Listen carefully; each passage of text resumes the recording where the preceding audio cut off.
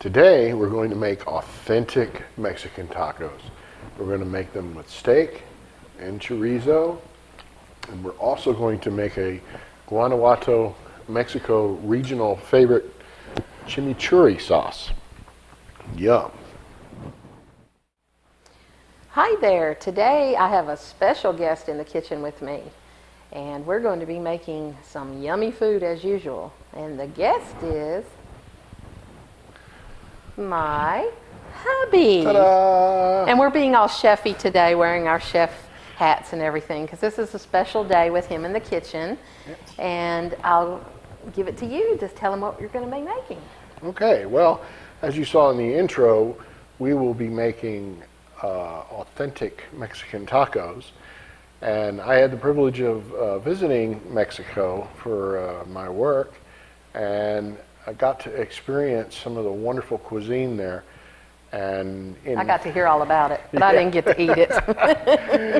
And the thing to remember with Mexico is everything is tacos.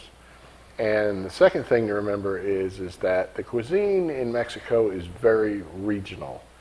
So one thing you get in one part of Mexico, the folks in the other part of Mexico may not have even heard of it. So it's a very regional thing, and it's just amazing at some of the food that's down there. It was absolutely delicious. Now, I was in the Guanojuato region, and they have a condiment that they just use like we use ketchup, and it's called chimichurri sauce.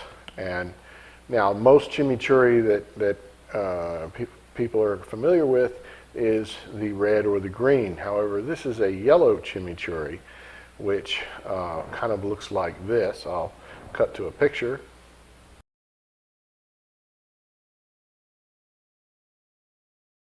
And they serve it everywhere, even Domino's Pizza in Irapuato, Mexico. That's some hot pizza, I bet. Oh, jeez. Well, and their pizzas down there don't look like they do here either. But there's this one particular restaurant I went to, and the gentleman was nice enough to give me the recipe for this chimichurri, and it's called Tacos Sammy.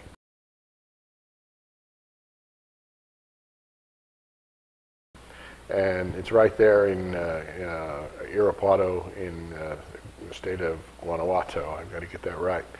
And I told the guy he's famous up here because when we all came back, we were just telling everybody how awesome their food was, and how awesome the chimichurri is. And he was kind enough to give me a recipe, and we're going to roll with it. Cool. I can't wait to have my hubby in the kitchen. We're going to cook some good food for you. Absolutely. Let's get started. Let me show you the meat portion of our tacos today. We're going to be using steak, and in particular, flank steak. And it's great for tacos, and takes marinade very well. And the marinade I used today was 1/3 cup of olive oil, 1/4 teaspoon of low sodium soy sauce. I used 2 tablespoons of, you can use lime or lemon. I used lime since we're making tacos, and 2 tablespoons of brown sugar. And you whisk that all together, and I put it in a Ziploc bag, and I folded the steak over into this so it gets really good. And you want to do at least 30 minutes or 2 hours or more. So that lime, the acid just helps break down that meat. And this steak we actually got from our local butcher close by, the Fatted Calf, which we'll talk about later. It's a wonderful place to get meat. Oh, absolutely. And I'll cut to a copy of their business card.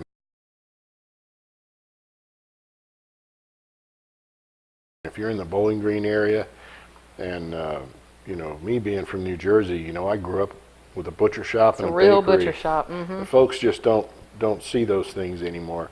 But people are so used to buying their meat at Walmart. But if you ever get it from a butcher, cannot wait to eat this tonight. And yes. We are going to grill this. So let's get started and get it on the grill.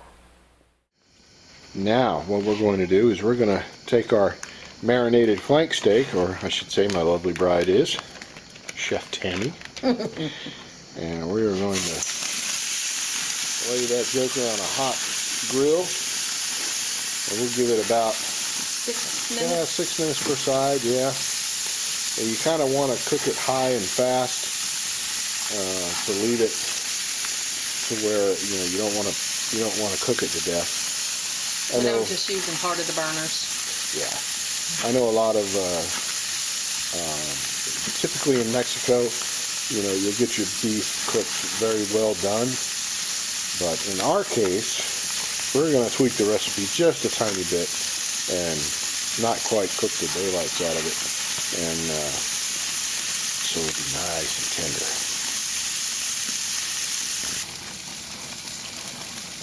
Now that looks like a good cooked steak. Now you'll notice that the plate she's using is a different plate now than the one that had the bag of marinade on it, because we always want to be cautious of cross-contamination. We don't want to have raw meat and cooked meat together. So let's get inside. Now the main ingredient in chimichurri is mayonnaise. However, it's Mexican mayonnaise, and there's a difference. Sorry y'all, my toque keeps falling off. I'm distracting my husband. Or actually, it's called mayonnaise.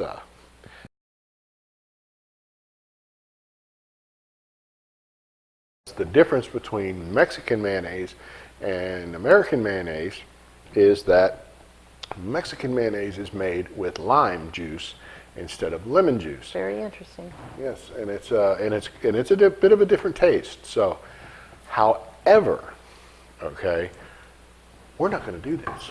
Drum roll. Drum roll, please, because in true Macgyver fashion, we're going to make our own. And he's showing me up because I've never made homemade mayonnaise. So now what we have is 2 room temperature eggs. Now it's important that they be room temperature, because if they don't, your mayonnaise may not thicken. So what we're going to do here is we're going to take and we're going to go like so and separate them, because we're going to use 2 egg yolks, not complete eggs.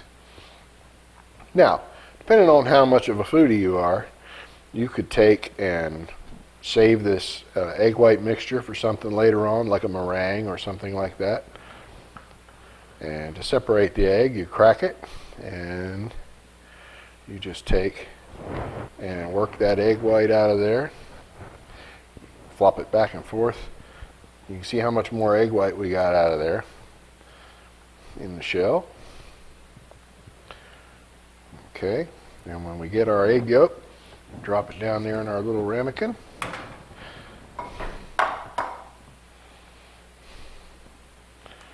And here we go.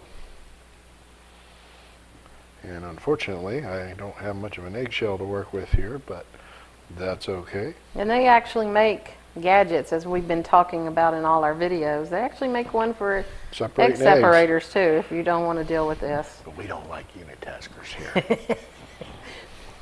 Why do that when nature gave you a perfectly good egg separator right here? That's true.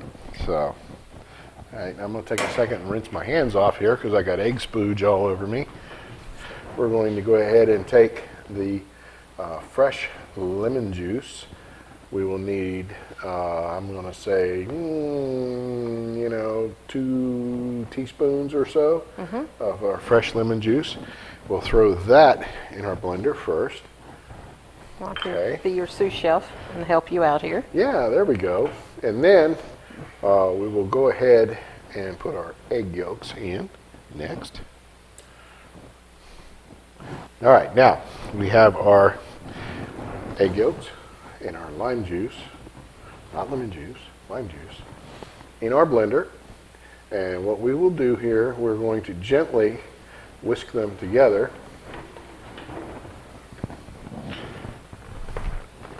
Just going to kind of do a stir here. The egg yolks contain a natural emulsifier, which is called lecithin, and that will help thicken the sauce and bind all the ingredients together. Sorry, chef, my toque wasn't working. Your toque? You lose your toque? What a bummer. Very carefully, very slowly. You want to use a neutral flavored oil. Yeah, just a vegetable oil like olive oil, or just nothing heavy like peanut oil or anything like that. And we just want to start adding our oil just a few Very drops at a slow time. stream of oil is what your recipe will tell Yeah. you. What I'm going to do is I'm going to do this. That's usually A little bit easier here. easier for you. The next ingredients we need to get ready for our chimichurri sauce are 5 chili arbol peppers and 1 chipotle. And what we're going to do, use our incredibly awesome pot filler here. God, I love this thing. Put some water in our pot here. Doesn't have to be a whole lot, just enough to submerge. And we're going to go ahead and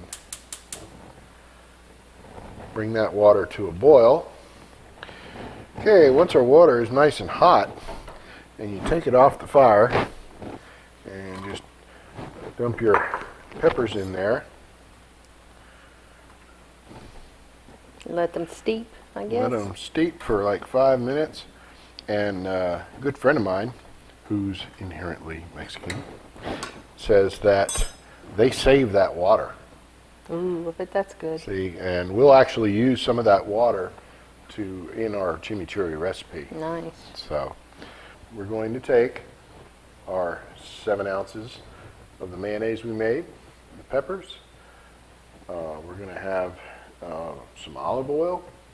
We're going to have some mustard, and we are going to need 2 garlic cloves here.